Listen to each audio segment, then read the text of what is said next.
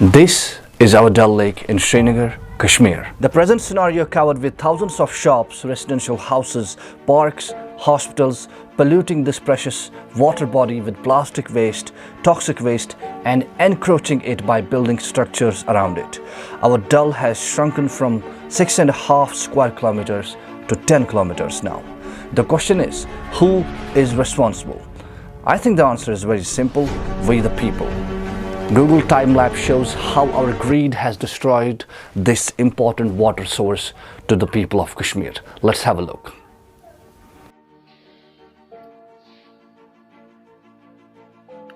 We will check the time-lapse of Dal Lake on the Google time-lapse.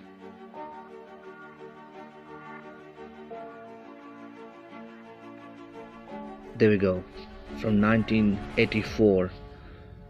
You will see there was zero encroachment over the Dal, but over the passage of time in 2021 we see massive encroachment and increase in households and population across the Dal Lake. Let's check again. You would see how it has shrunken over these years. Hey guys, I'm your host Manzoor for 101 North, and I welcome you to another episode on SDG 13 Climate Action. Water bodies like Nigeen and Dal are very important to us, especially their straits like Khulshalsar and Gilsar. Over the past 3 decades, these straits were found in shambles. The entire governmental machinery has not done anything to restore these straits like Khulshalsar and Gilsar. It took a dedication of one man and his entire team to restore it, to promise and to work on it in just 100 days. Yes, he is none other than the eco-restoration man of Kashmir, Mr. Manzoor Wangnoo. He is the chairman of Nigeen Lake Conservation Organization, Kashmir Welfare Trust, other institutions and social bodies. But hey, does this man need any kind of introduction? I personally don't think so. Let's welcome him. Mr. Manzoor Wangnoo Sahab, thank you so much for being with me on Plain Talk. It's really an honor to have you on my show. Thank you for having me. So let me start with a couple of facts from the ground. The COE, Committee of Experts on Dal and Nigeen Lake, submitted a full report to Ministry of Housing and Urban Development as well as to Ministry of Environment in the month of Feb 2020. They said, and I quote, "The Dal Lake, because of pollution and encroachment, has shrunk from its original space of 22 square kilometers to the leftover 10 square kilometers as of now. And according to DCI, Dredging Corporation of India, Dal was 2,547 hectares in 1971. Then they did a survey in 2008 wherein they found 1,645 hectares. But as of now, it's only 1,100 hectares according to the recent survey." My question is very simple. We see a kind of jiggling happening in between the Lakes and Waterways Department wherein they destroy the structures day in and day out, but people somehow, raise the structures again. Are we lacking massive awareness on the ground in between people? What are we missing, sir? We are missing everything. We are missing the consciousness. We are missing what you call the coordination. We need to understand, it's total catastrophe that we are playing with our water bodies. I mean, don't you think that our water bodies are almost vanishing day out, day in? They are almost gone. Take our Anchar Lake, take other water bodies and see the pollution, see the encroachments. So I think the best answer for this is that government has to be very strict, and at the same time we the people should get the consciousness, Ehsaas, what I call it. Absolutely. Moving on to my second question, very important. Mission Ehsaas, commendable job, sir, done by your entire eco entourage. But the question from the ground is, these drainage outlets which directly go into the Khulshalsar, are we going to see the same worst situation maybe a year or so? What preventive measures you and your organization and the entire departments who are linked with Khulshalsar have taken to stop that? Well, first of all, let me compliment my team, the stakeholders, Absolutely. and the administration, headed Absolutely. by Divisional Commissioner Sahab, True. who worked with us day and night, shoulder to shoulder with me on this mission, Ehsaas. So, especially my three cousins, who also worked with me and leaving their business, everything aside, and they joined in this mission. And without them, it was very, very difficult to accomplish this mission. Coming to your point, yes, there are some worries. In fact, even today I had a meeting, how to sustain it. It's not Absolutely. easy job. That's the main important thing. But for that, I must get the support from the authorities. I must get the support from the stakeholders, from our side as part of a NELCO. I almost every week I visit this area and I do my counseling to these stakeholders there. But it means a lot has to be done. Lot has to be done as far as Khulshalsar is concerned, and the connected Gilsar. The Gilsar government has taken for the last 5-6 months. They have done a good job. I won't say they have accomplished it yet, but I would say that at least 30-40% they have achieved the goal. Unfortunately, they are looking for one pontoon. When they have to do the dredging, that mud and muck has to go on that pontoon. For last 5 months, they are not able to get it. But inshallah, very soon I'll give them a surprise, because Mr. Pole is, Divisional Commissioner, he is very concerned and he wants one pontoon there, things will change. And at the same time, we have to keep it the continuous, sustainable campaign on this Khulshalsar, Gilsar, Nale Emir Khan, to save our Dal and Nigeen, and to save our Anchar Lake, to save our Waller Lake. Okay. Adding more to this entire campaign and to this video, we have to talk about our indigenous fish, our lotus stem, which is also known as nadur in Kashmiri, lotus stick, are almost vanished.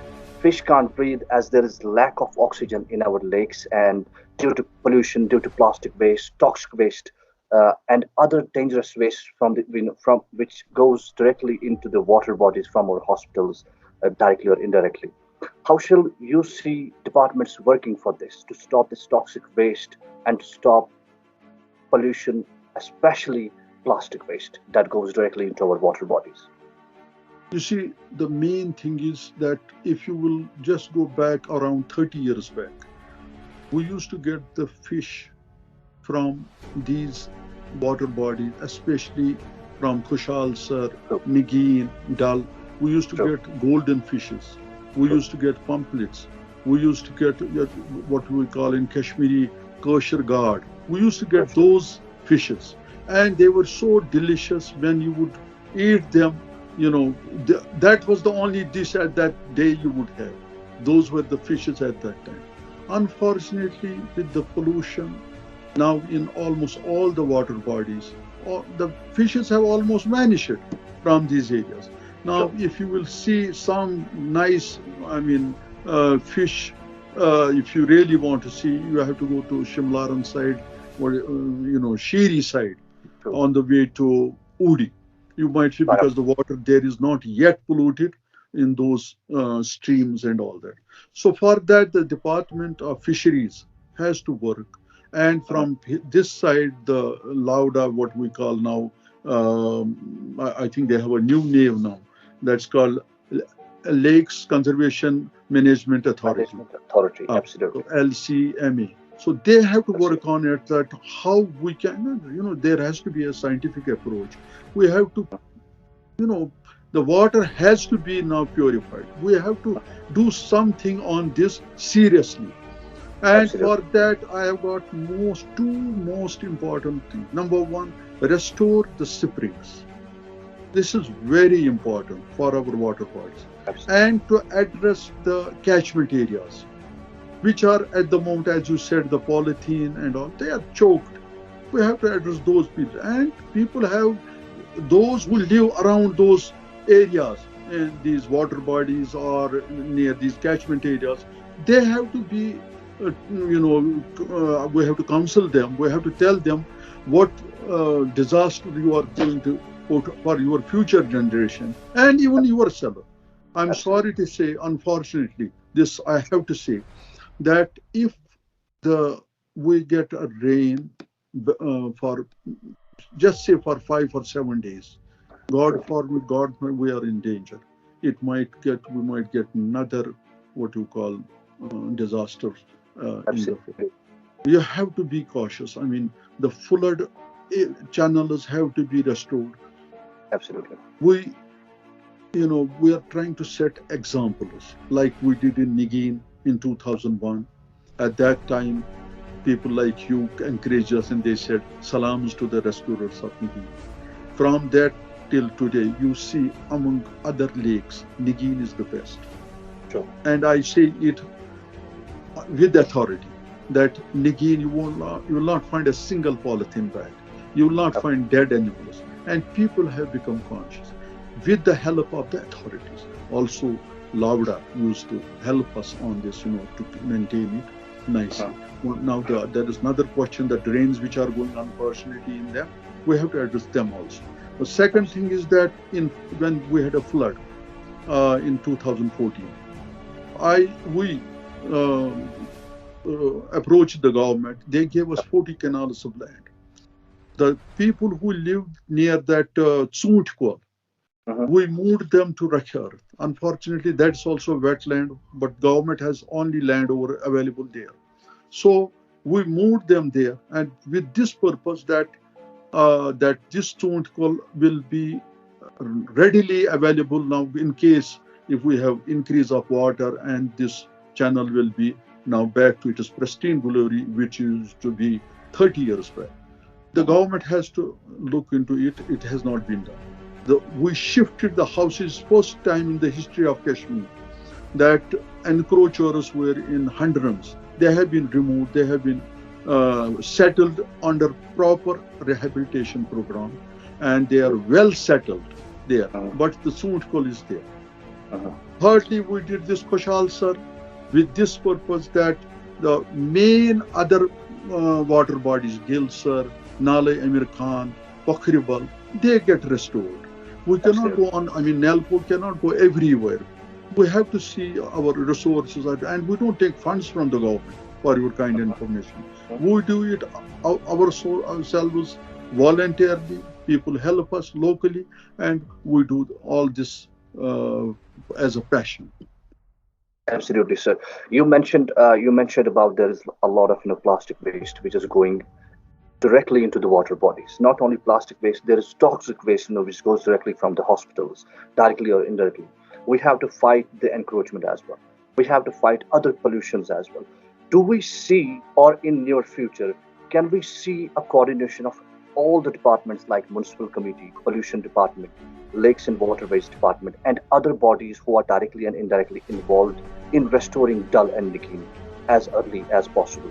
Is there anything, because you are an authority and the eco man, the eco activist in entire Kashmir right now, so I wanted you to raise the voice again as to how much need is there for lining up all the departments, or to have a coordination in between all the departments to restore the actual shape of Dal as soon as possible? You see, first of all, thank you for your encouraging words. But let me tell you one thing.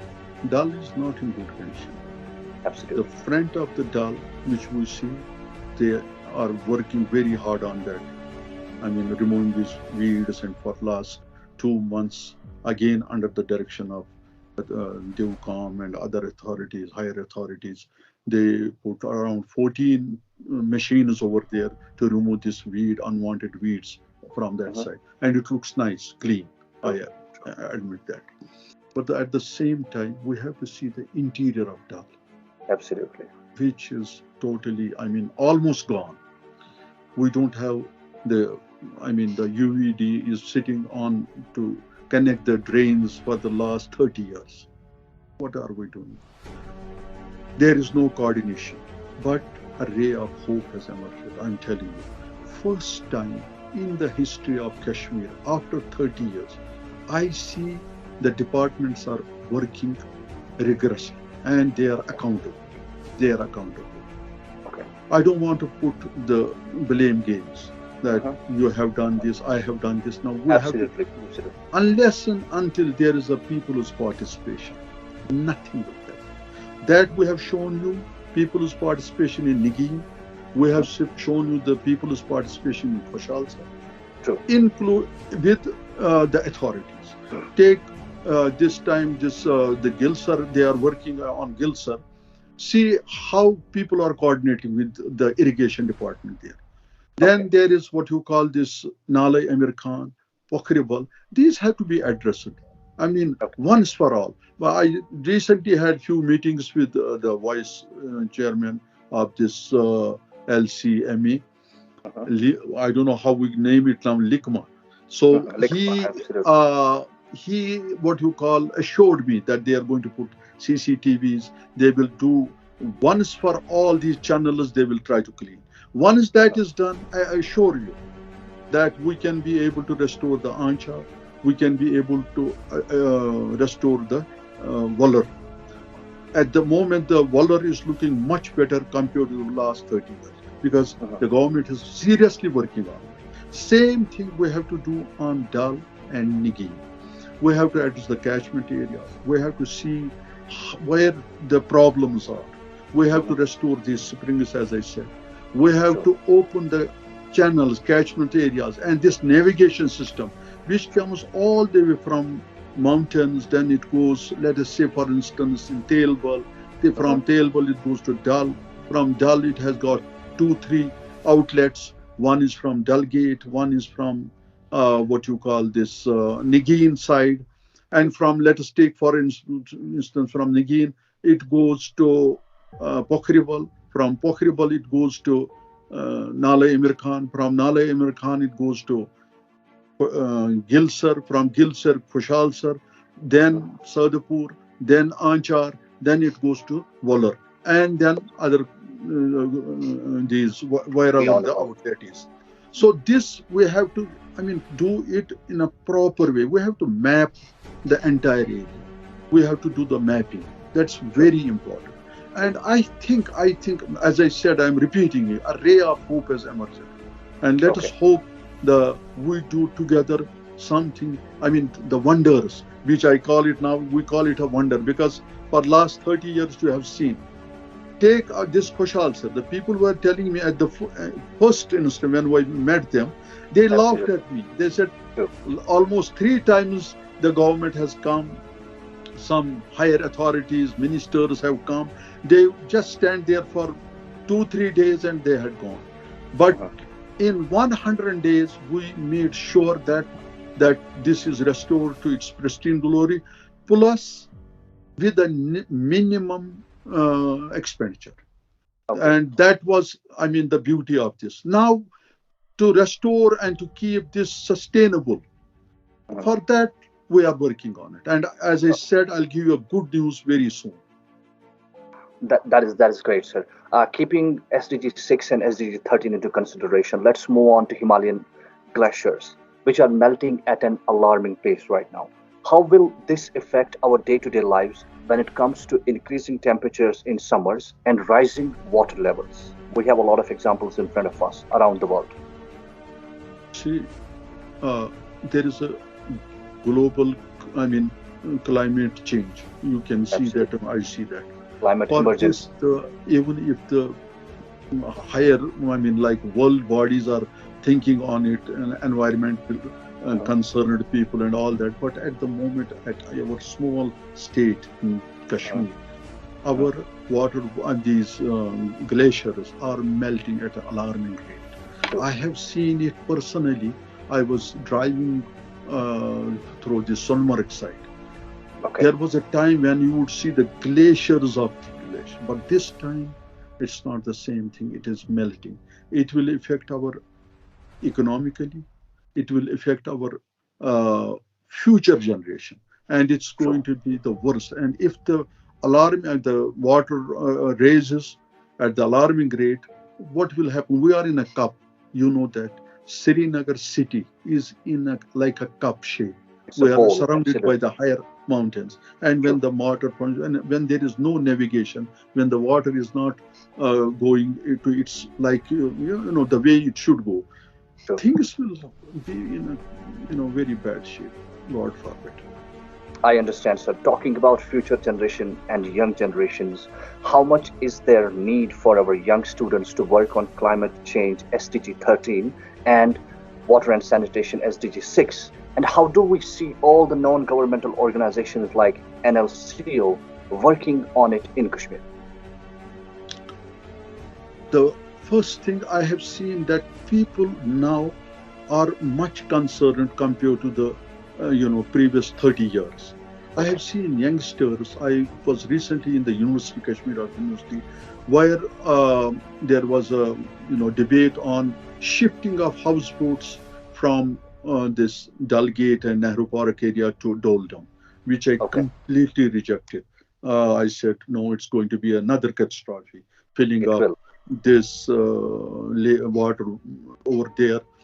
Then the springs which are already there, 15 or 18 springs are there. And when you feel this is going to be another pathetic for this lake. Anyway, we'll discuss, but I see everybody was concerned here. There were a lot of stakeholders, and some of them were so intelligent, so concerned, and so much equipped with their knowledge that it added to my knowledge. I will be very frank. So for that, I'm running a school also, and the first day I keep it for the environmental issues. I don't allow any student. I mean, 2 years where it's been due to pandemic, schools are closed. But before that, the first day is absolutely on environmental issues. We have got a cherry park, a beautiful cherry park. I, request my staff and my principal to take them around and to teach them the environment and the environmental issues and how we can save it and how we can sustain it. So that's the one thing. Secondly, in our schools, we have a private school association here. They are also trying, their best as far as this environmental issues concerned. The plantation drive, we were supposed to, plant about 1 million trees in 5 years. Unfortunately, this pandemic came and things, got a little bit delayed. But we are positive, and for our future generation, if Allah wishes, things will be good. We'll try our best. We have to be positive. Absolutely. We have to be positive and optimistic for our future. Mr. Manzoor Wangnoo, thank you so much for being with me on Plain Talk, the eco-restoration man of Kashmir. Thank you so much, and many congratulations to your entire team of NLCO. Thank you so much, sir. Thank you very much. God bless you. Thank you. Thank you so much, guys, for watching this video. Please like, share and subscribe my YouTube channel 101 North Media. Thank you so much.